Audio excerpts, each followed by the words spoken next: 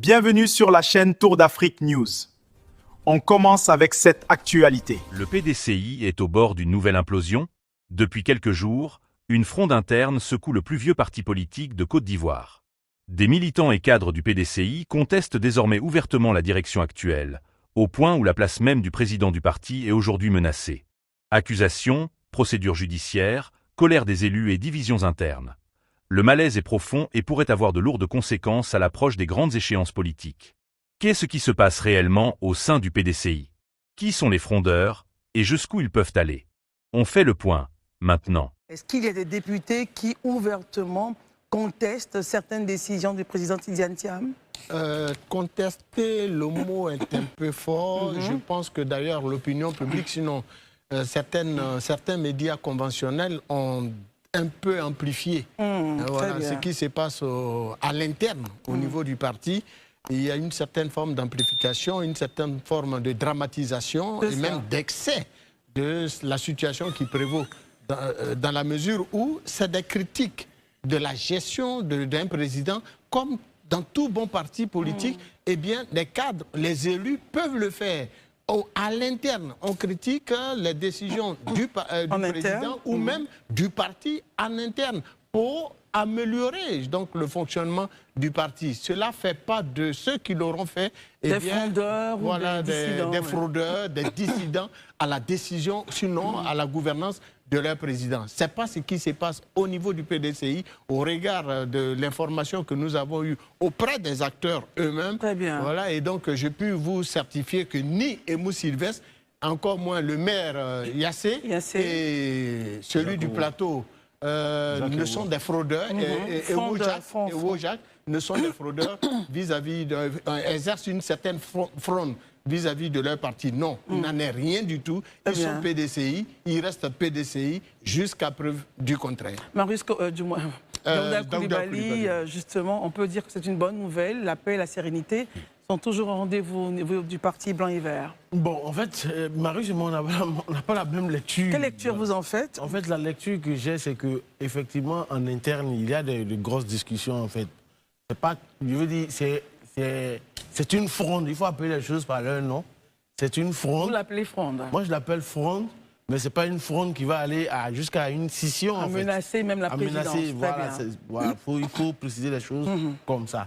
Parce que selon les informations qu'on a, c'est que après l'élection des députés à l'Assemblée nationale, le président Tidiane Thiam a nommé de façon unilatérale M. Blessy Chrysostome. Maître Blessy? Voilà. Et donc, comme président du groupe parlementaire.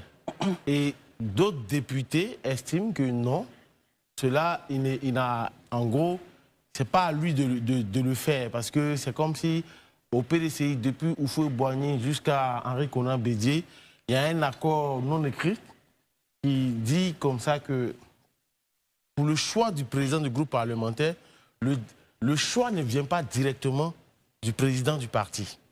Le choix se fait d'abord entre les députés qui vont proposer. Et souvent, une fois quand il y a des discussions où ils n'arrivent pas à s'entendre, c'est là où ils vont déporter le débat maintenant vers le président qui va faire le choix de la personne qui va arbitrer. Et ça a été le cas avec Guy Kaoué en son temps.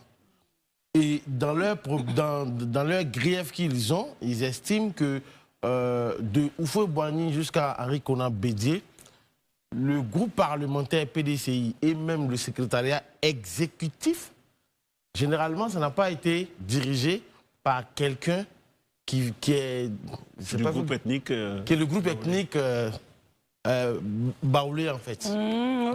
Voilà, donc il y a ce contexte-là qui existe aussi. On comprend. Donc, Christelle, quand je finis de dire ça, de mon point d'analyse, je pense qu'aujourd'hui, le PDCI fait face à une crise de management. Le président n'est pas sur le terrain, il n'est pas là. Il a opéré des choix. Aujourd'hui, les députés qui ont été élus, c'est vrai qu'ils sont plus 66, ils sont 32, mais les 32... 31, puisque Toumoudi doit être élu. Ah oui, 31, en attendant Toumoudi, les 31 qui sont là, ils sont garantis pour 5 ans. Donc, ils ont acquis leur légitimité sur le terrain.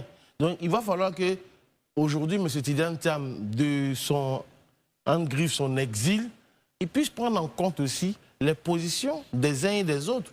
Parce que n'oublions pas qu'il y a un procès qui pend et les gens ne le diront pas, c'est un secret de polichinelle. Aujourd'hui, il y a un verdict qui attend, je ne sais pas si c'est le 9e ou le 10e congrès.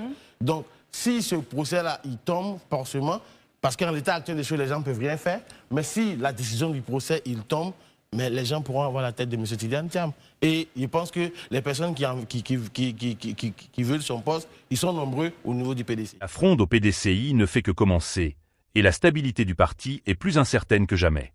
Restez connectés pour suivre tous les rebondissements de cette crise politique qui pourrait redessiner l'avenir du parti et de la scène politique ivoirienne.